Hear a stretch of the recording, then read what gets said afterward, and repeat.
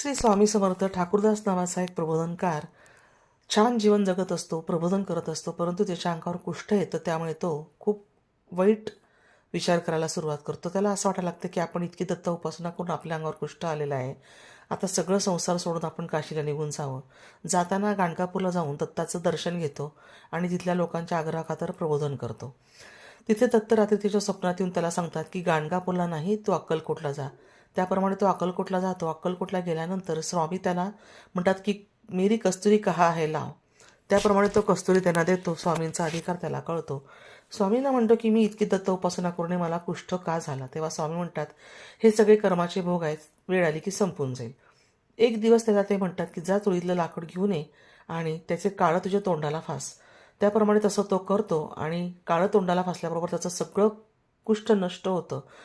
म्हणजेच काय तर स्वामी म्हणतात भोग संपले की सगळं काही